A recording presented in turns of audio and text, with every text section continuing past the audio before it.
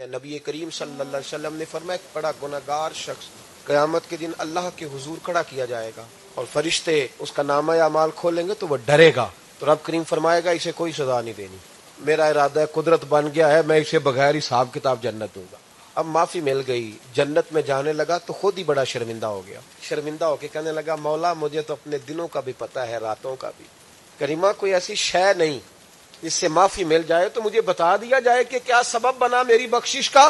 رب کریم نے فرمایا اپنے گاؤں میں اپنے محلے میں ایک دن تو رات کو گزر رہا تھا، تیرے پیر سے ایک روڑا ٹکرایا تھا، کوئی بندہ نہیں تھا جو فوٹو کھینچ لیتا تیری اخبار میں دیتا، اب تو فٹافٹ فیس بک پہ آ جاتے ہیں نا، کوئی نہیں تھا تیرے اشتہار چھاپنے والا، اندھیری رات تھی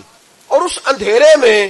تو نے وہ روڑا اٹھایا اپنے ہاتھ سے اور پھر تھوڑا تکلف کر کے تو کونے میں گیا اور تو نے اس کو دور پھینکا، کیوں پھینکا تھا؟ تیرا تو کوئی نفع نہیں تھا۔ تو بندہ عرض کرتا ہے مالک وہ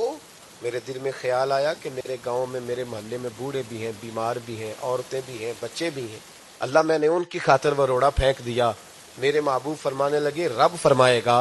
تو رات کے اندھیروں میں میرے بندوں کا خیال رکھتا تھا تو میں قیامت کے اندھیروں میں تیرا خیال نہ کروں، آج تیرا خیال نہ کروں، بس وہ تیری نیکی، شرط یہ ہے کہ اخلاص والی ہو،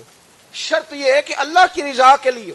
کہا وہ تیری نیکی اتنی پسند آئی کہ وہ تیرے سارے گناہوں پر سیاہی پھیر کے آج تجھے بغیر حساب کتاب جنت دینے کا ارادہ کر لی۔ لیکن یہاں تو معاملہ یہ ہے کہ ہمارا بھائی نا 10 میل پہ جا کے کسی دوست سے قرضہ لے آتا ہے پر ہمیں نہیں دکھ بتاتا، وہ کہتا ہے یہ پہلے اپنی بیوی سے مشورہ کرے گا، پھر 20 یاروں کے سامنے شکوہ کرے گا کہ مجھے جینے نہیں دیتے، ہمارے اپنے ہمیں تکلیف نہیں بتاتے، اس لیے کہ ہم نے طبیعتوں میں وہ سختی پیدا کی ہے کہ ہم اپنی ذات سے شروع ہوتے ہیں، اپنی ذات پر اختتام ہو جاتا ہے، اس طرح تو ختم ہو جائیں گے ہم، جو اپنی ذاتیں بناتے رہتے تو مٹ جاتے ہیں۔ خدا را تھوڑا دائیں بائیں بھی دیکھ